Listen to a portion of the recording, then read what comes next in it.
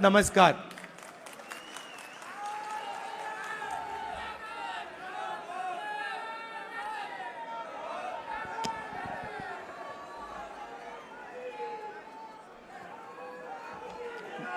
अब मैं 2004 से राजनीति कर रहा हूं और 21 साल हो गए। और जब मैं पीछे देखता हूं और एक प्रकार से अपनी सेल्फ एनालिसिस करता हूं,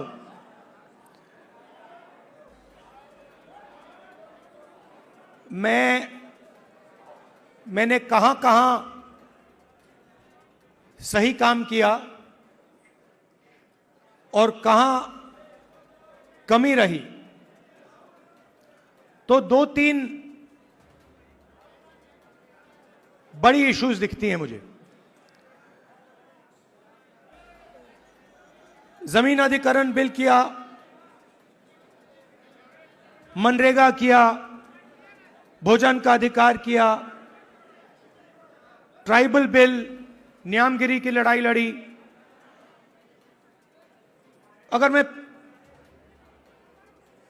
अपने आप के बारे में सोचूं तो मैं कहता हूं ये काम मैंने सही किया। और जहां तक कमी रह सकती है, मगर जहां तक मैंने, चाहे वो आदिवासियों की बात हो,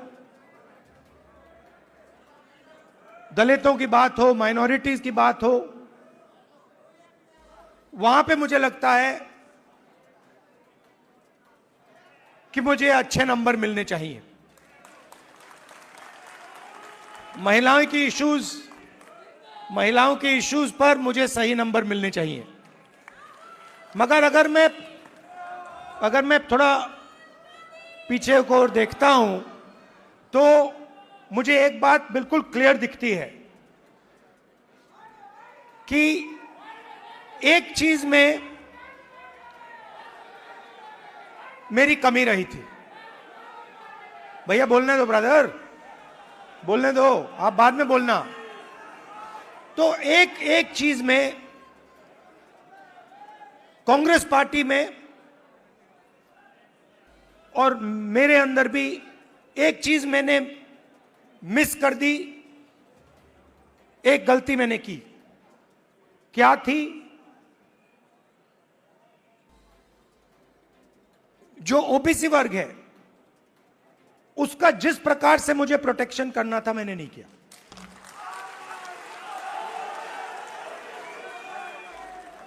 क्योंकि अगर, और इसका कारण था आपकी जो इश्यूज थी उस समय मुझे गहराई से नहीं समझ आई। मैं स्टेज से कह देता हूं कि 10 साल पहले, 15 साल पहले जो दलितों के सामने कठिनाइयां थी वो मुझे अच्छी तरह समझ आ गई। वो शायद वो ज्यादा आसान है समझना, वो क्लियर है। अनटचेबिलिटी, उनकी हिस्ट्री है, तो एकदम पता लग जाता है। आदिवासियों के भी इश्यूज आसानी से समझ आ जाती हैं। आप उनके इलाके में जाइए, जंगल, जल, जमीन बिल्कुल सामने दिखता है। मगर ओबीसी की जो इश्यूज हैं, जो मुश्किलें हैं, वो छुपी रहती हैं, आसानी से नहीं दिखती हैं। मेरी रिग्रेट क्या है कि अगर मुझे आपकी हिस्ट्री के बारे में, आपकी इश्यूज के बारे में थोड़ा सा भी ज्यादा मालूम होता, मैं तभी जाति जनगणना करा देता। वो निकल गया। और मैं स्टेज से कह रहा हूं वो गलती है मेरी, और कांग्रेस पार्टी की गलती नहीं है, मेरी गलती है, और इस गलती को मैं ठीक करने जा रहा हूं। और एक प्रकार से अच्छा हुआ है। मैं सोच रहा था कि ठीक है भाई, गलती हो गई, तो अच्छा क्या है मैं आपको बताऊं कि अगर उस समय जाति जनगणना करवा दिया होता तो जैसा मैं अब जाति जनगणना कराऊंगा वैसा नहीं होता। क्योंकि जो हमने तेलंगाना में किया है, आपको वो पॉलिटिकल अर्थक्वेक है, वो हिंदुस्तान की राजनीतिक जमीन को उसने हिला दिया है। अभी आपको उसका जो आफ्टर शॉक है वो अभी आपको लगा नहीं है, मगर वो काम हो गया है। जैसे सुनामी आई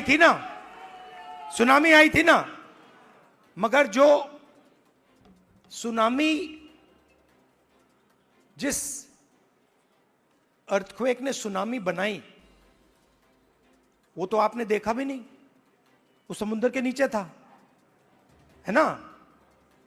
मैंने थोड़ा स्टडी किया, पता लगा कि जब सुनामी आई थी 1000 किलोमीटर लंबी, मतलब क्रैक जमीन में आया था, किसी ने नहीं देखा। उसके बाद में 2-3 घंटे बाद उसका असर दिखा। वही हुआ है तेलंगाना में। मैं आपको बता रहा हूं, 21वीं सदी डेटा की सदी है। मोदी जी कहते हैं data data data, DDD, 4D, 5D, 3D, ऐसे बोलते रहते हैं, सुना ना आपने। 50-60 साल पहले अगर आप पूछते पावर कहां से आती है, लोग आपको कहते पावर तेल से आती है, ब्लैक गोल्ड कहते थे उसको। जिस देश के पास तेल है उसके पास पावर है, वो पूरी दुनिया को कंट्रोल कर सकता है। अगर वही सवाल आज आप पूछें तो ब्लैक गोल्ड नहीं है, आज का तेल डेटा है। और डेटा कंपनियों के पास होता है।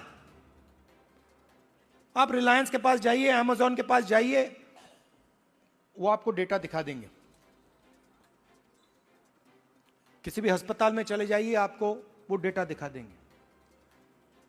मगर जो डेटा आज तेलंगाना सरकार के हाथ में आ गया है, उसका देश में कोई मुकाबला नहीं है। आज तेलंगाना में हम आपको बता सकते हैं, हम आपको 1 मिनट के अंदर बता सकते हैं कि तेलंगाना की सारी कॉरपोरेट्स में, उनकी सारी मैनेजमेंट में कितने ओबीसी हैं, कितने दलित हैं, कितने आदिवासी हैं।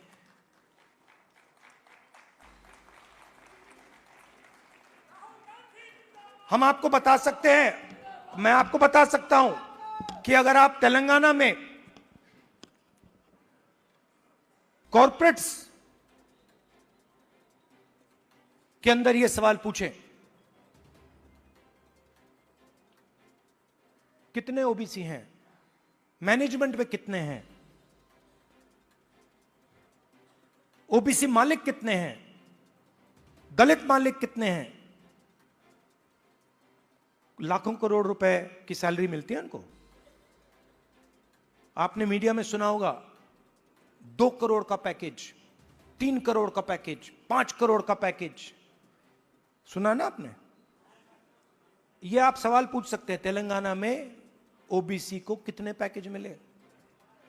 0। एक भी पैकेज ओबीसी को नहीं मिल रहा, एक भी पैकेज दलित को नहीं मिल रहा, एक भी पैकेज आदिवासी को नहीं मिल रहा है। और आप मनरेगा की लिस्ट निकालिए, पूरी लाइन ओबीसी, दलित, आदिवासियों से भरी हुई है। ये जो गिग वर्कर्स कहलाते हैं, डोमेस्टिक स्टाफ, गिग वर्कर्स, इनकी लिस्ट निकालिए। तेलंगाना में ब्लैक एंड व्हाइट है। इस देश में मजदूरी ओबीसी, दलित, आदिवासी करते हैं।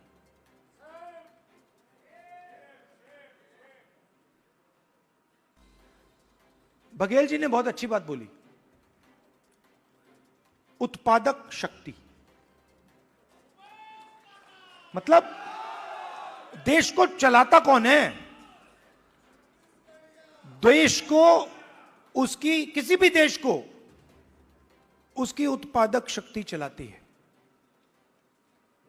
और देश में मेन सवाल यह उठता है कि अगर उत्पादक शक्ति देश को कुछ दे रही है, भोजन देती है, औजार देती है, ये इमारतें देती हैं, तो उस शक्ति को अपने खून पसीने के लिए देश क्या देता है? मतलब आप लोग देश को बनाते हो, इमारतें आप बनाते हो, सड़कें आप बनाते हो, स्कूल आप बनाते हो, कॉलेज आप बनाते हो, अस्पताल आप बनाते हो, टेंपल भी आप बनाते हो। मेरे लिए सबसे जरूरी सवाल है, अगर आप लोग देश को बनाते हो तो इस काम के लिए देश आपको क्या देता है? आपको क्या दे रहा है आज हिंदुस्तान? प्राइवेट स्कूल, जहां पे आपको लाखों रुपए देने पड़ते हैं। प्राइवेट स्कूल किसके? आपके नहीं, ओबीसी के नहीं, दलित के नहीं, आदिवासी के नहीं। आरक्षण लूटा नहीं, आरक्षण दिया नहीं जाता है।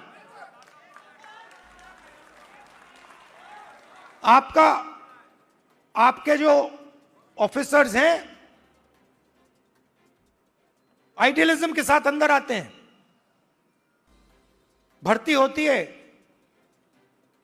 आइडियलिज्म से आते हैं और फिर आस्ते आस्ते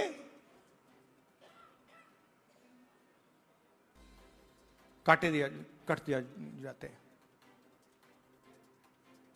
ACR, annual confidential report, OBC, दलित, आदिवासी अफसरों को हत्या करने का तरीका। रिजर्वेशन आपको दी गई है, मगर फाइनेंशियल मिनिस्ट्रीज को देखिए, डिफेंस मिनिस्ट्री, फाइनेंस मिनिस्ट्री, बड़ी बड़ी मिनिस्ट्रीज को देखिए, और वहां पे आप नेशनल लेवल, मैंने चेक किया, वहां पे मुझे ओबीसी, दलित, आदिवासी नाम बता दो। मैंने मजाक किया, बजट बना, मिठाई बांटी जा रही थी, याद है आपको? हलवा बांटा जा रहा था, 11 लोग थे वहां पे, 90% आप लोग हो, 50-55% ओबीसी, 15% दलित, 9% आदिवासी, कोई नहीं वहां पे। हलवा बट रहा है, वो खा भी रहे हैं। आप प्रोडक्टिव फोर्स देश की, वो हलवा में जो चीनी गई वो आपने बनाई,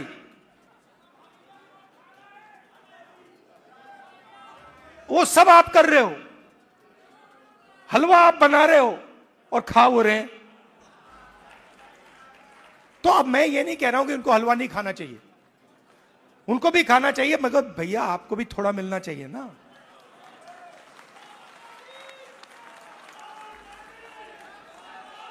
तो अब मैं आपको, आप मेरी बहन से पूछो, मेरी बहन से पूछो, कभी मिलोगे तो पूछना कि अगर कभी राहुल ने किसी चीज के बारे में मन बना लिया तो उस बात को वो छोड़ेगा या नहीं छोड़ेगा, वो पूछ लो उससे। मैं नहीं छोड़ने वाला।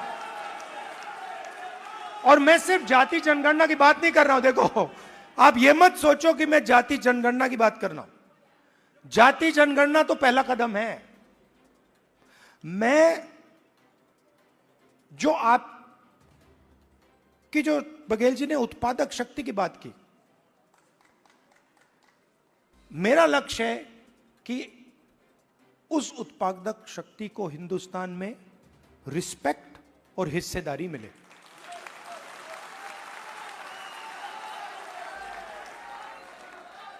तो आपको लगना चाहिए, हिंदुस्तान के किसान को लगना चाहिए। आज आप हिंदुस्तान के किसान से पूछो, आपके बेटे के लिए क्या सपना है, आप क्या सोचते हो, आपका बेटा क्या करेगा? आपको कहेगा मजदूरी करेगा। और मैं चाहता हूं कि वो किसान कहे, नहीं, मेरा बेटा इस देश का सबसे बड़ा बिजनेसमैन बन सकता है, जो भी वो करना चाहता है वो कर सकता है। अब एक प्रॉब्लम है राजनीति में, सबसे बड़ी प्रॉब्लम पता है क्या होती है? क्या होती है? हां, नहीं, नरेंद्र मोदी कोई बड़ी प्रॉब्लम नहीं।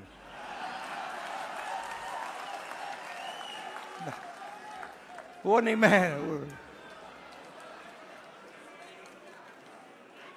मैं आपको बता रहा हूं, ये आपने अपने सिर पे चढ़ा रखा है, कोई प्रॉब्लम नहीं। ये जो मीडिया वाले हैं इन्होंने बना रखा है, इसका गुब्बारा बनाया, कोई प्रॉब्लम नहीं।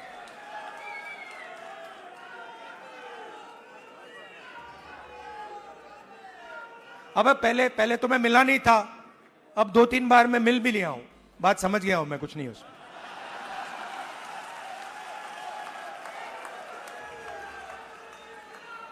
शो, पूरा शो है, दम नहीं है, बता रहा हूं। आप लोग मिले नहीं हो, मैं मिला हूं, बैठा हूं कमरे में। तो मेरा कहना है कि सबसे बड़ी प्रॉब्लम होती है राजनीति में, जो व्यक्ति अपनी शक्ति को ही नहीं समझता है। और मेरी सबसे बड़ी कंप्लेंट क्या है ओबीसी युवाओं से, कि आप अपनी शक्ति नहीं समझते हो। आपको मालूम ही नहीं कि आपकी कितनी शक्ति है, कैसी है, क्या है, वो आपको समझ नहीं। क्योंकि जिस दिन आपको अपनी शक्ति समझ आ गई, ये पूरा पलट जाएगा। तो मेरा क्यों, और अच्छा आप सवाल उठता है, अब आप मुझसे कहोगे कि भाई आपने कहा कि हमें अपनी राजनीतिक शक्ति नहीं समझ आती, तो फिर क्यों नहीं आती? मैं आपको बताता हूं क्यों नहीं आती। क्योंकि नहीं, बांटे नहीं गए हैं। देखिए, वो हुआ क्या है, मैं आपको बताता हूं, सुनो। और ये आपको गहराई से समझना होगा। ये आपकी, देखिए, दलितों की हिस्ट्री है, दलितों की हिस्ट्री है ना? देश के दलितों को अंबेडकर जी ने उनकी हिस्ट्री समझाई। और अगर आप आज दलित से पूछें कि भाई आपकी हिस्ट्री क्या है, वो आपको 3000 साल की हिस्ट्री बता देगा। वो आपसे कहेगा, देखिए, हमें अछूत कहा जाता था, हमें बाहर रखा जाता था, हमें मारा जाता था। एक सेकंड में आपको बताएगा। आप वही सवाल आदिवासियों से पूछो, आपकी हिस्ट्री क्या है, वो आपको बता देगा। मगर अगर आप ओबीसी से पूछो कि भैया आपकी हिस्ट्री क्या है, आप जवाब नहीं दे पाते हो। इसका कारण है आपकी हिस्ट्री को आरएसएस और बीजेपी ने मिटाया है।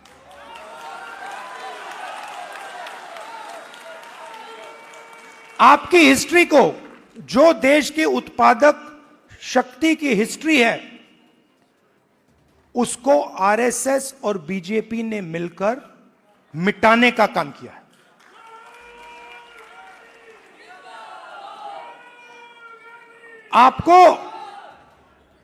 आप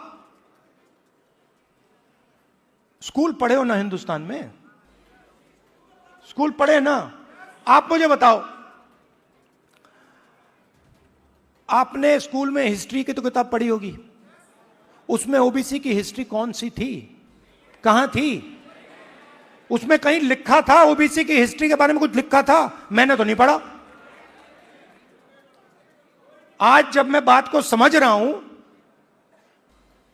तो मैं अपने आप से सवाल पूछता हूं, भैया जब मैं छोटा था तो इस देश की जो 55-60% लोग हैं उनकी हिस्ट्री की किताब में है ही क्यों नहीं? यह जानबूझ के मिटाया गया है, क्योंकि जिस दिन आप अपनी हिस्ट्री समझ जाओगे उस दिन आप समझ जाओगे कि आरएसएस आपका सबसे बड़ा दुश्मन है।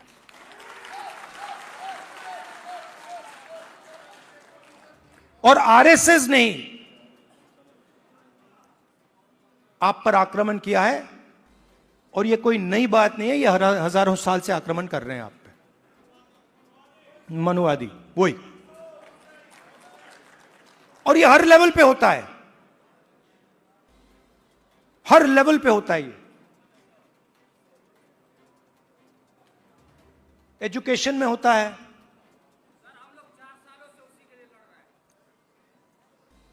एजुकेशन में होता है, बिजनेस में होता है, जुडिशरी देख लीजिए वहां होता है।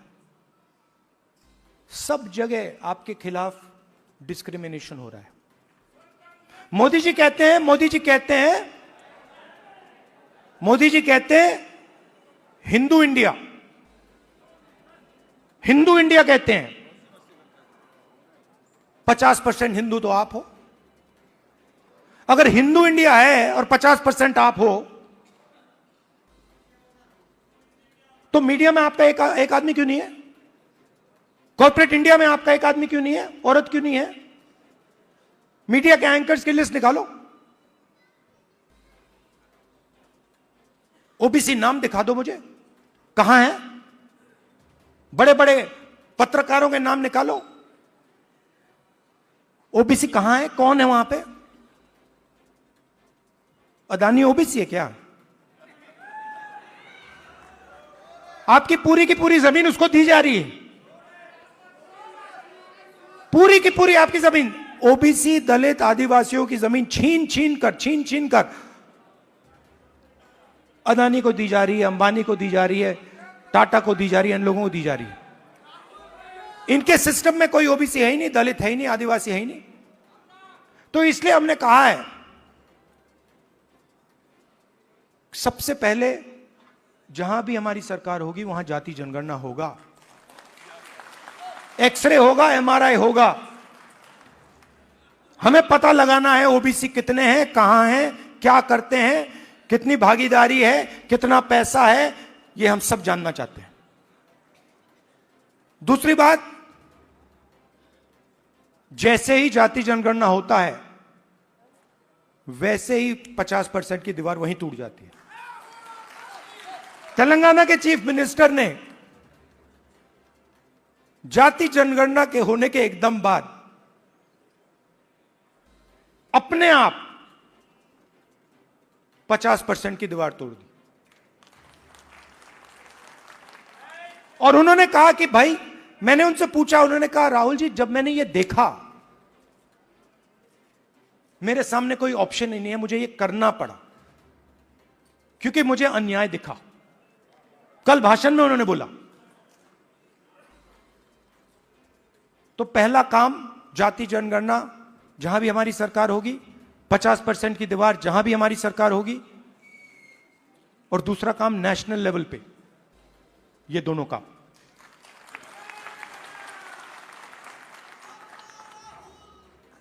प्राइवेट एजुकेशन में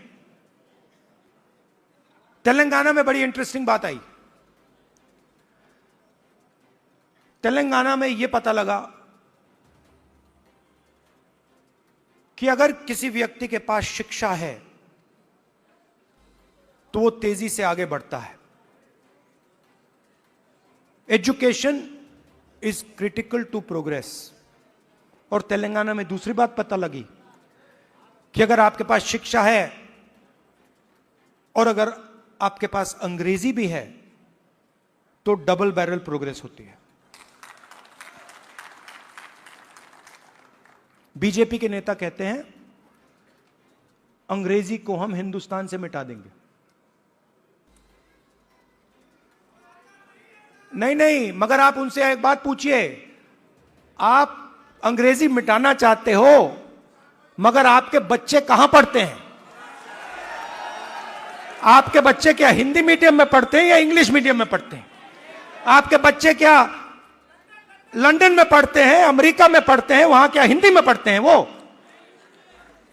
नहीं। तो रीजनल लैंग्वेज, रीजनल भाषा, हिंदी, तमिल, ये सब जरूरी हैं। बंगाली, पंजाबी, कन्नड़ा, ये सब जरूरी हैं, मगर उसके बिल्कुल साइड में अंग्रेजी भी जरूरी है।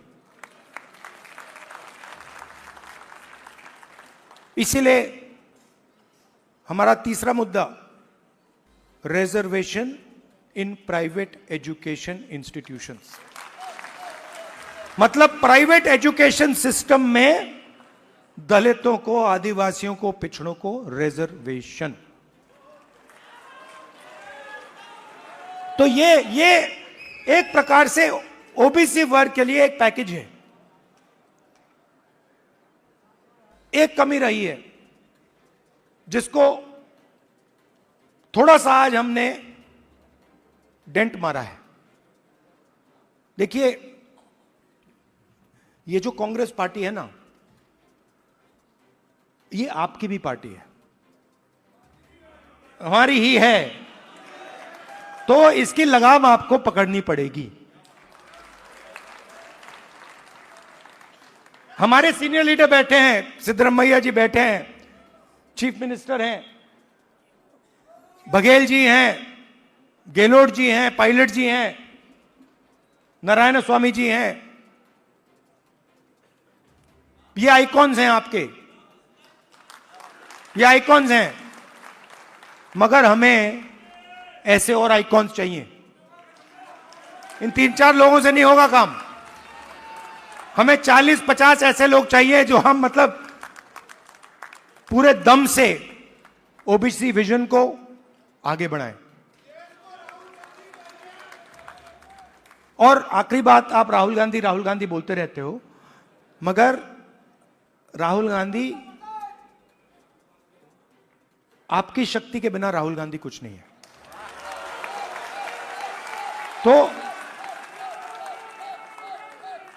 तो मेरा काम आपकी शक्ति को अलाइन करने का है।